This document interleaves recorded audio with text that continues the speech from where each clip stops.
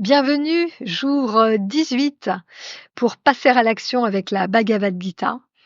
Et aujourd'hui, je vous propose de, de passer en revue le verset 5, le verset 13 du chapitre 5.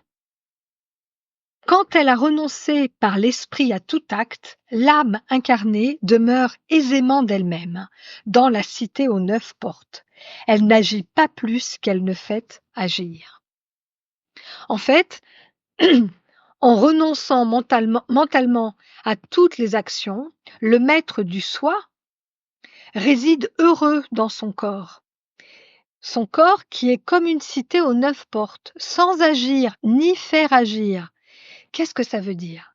Ici, la Bhagavad Gita compare le corps humain à une cité ayant 9 portes d'entrée. Donc c'est une métaphore qui est riche de sens. Ces 9 portes représentent finalement les orifices du corps humain, les orifices avec lesquels nous interagissons avec le monde extérieur. Alors, il y en a 7 dans la tête. Les 2 yeux, nos 2 oreilles, nos 2 narines et puis la bouche. Et il y en a 2 dans le bas du corps. Un orifice pour faire caca et un orifice pour faire les bébés. Eh oui. Donc, ces portes symbolisent, vous l'avez compris, nos moyens d'être en lien avec le monde extérieur, nos moyens de perception et d'action. Donc, c'est vraiment nos sens. Et ce verset nous dit qu'il faut être le témoin de nos sens et pas l'esclave. Et ça, c'est vraiment pas évident, hein, surtout en ces périodes de Noël, en ces périodes de retrouvailles familiales, etc., où il va y avoir beaucoup de tentations, j'imagine, alimentaires et autres. Bref, ce que je vous propose, vraiment pour expérimenter cela, c'est pendant une journée, notez comment chaque porte va influencer votre mental. Je trouve que ça serait intéressant de voir nos sens euh, sous forme justement de ces portes et de voir comment vos yeux, ces 2 portes-là qui sont dans le visage, comment est-ce qu'elles ressentent les images qui lui parviennent, que ce soit un paysage, que ce soit un écran, un film, une balade. Enfin, vous voyez, voilà, tout ce que vos yeux perçoivent, comment ça va atteindre votre mental. Est-ce que pendant ce temps, vous aurez l'occasion de voir une exposition, par exemple, ou d'aller vous promener en pleine nature et de voir comment ce que vous voyez agit au niveau du mental?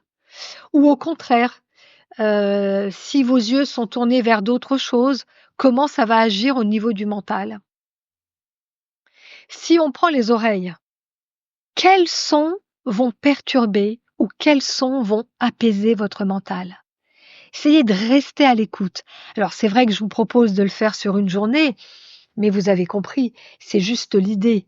Vous pouvez très bien sur un jour vous focaliser que sur l'une des portes et puis le lendemain vous focaliser sur une autre porte pour voir un petit peu comment ça agit en vous.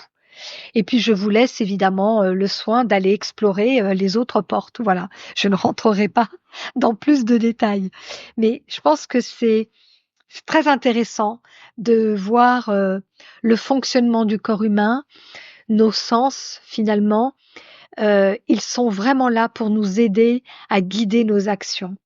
Et quand nous arrivons à maîtriser nos sens, évidemment que nous maîtrisons nos actions et que nos actions deviennent beaucoup plus belles, hein, beaucoup plus justes hein, et plus du tout en fonction de ce fameux mental, vous savez, celui qui est le plus reptilien et qui agit justement à travers les sens. Donc là, c'est une autre façon d'aller explorer l'autre niveau du mental, d'aller vers Bouddhi, ce mental qui discerne, ce mental qui est plus clairvoyant. Voilà ce que je vous propose pour aujourd'hui d'expérimenter. Bye bye.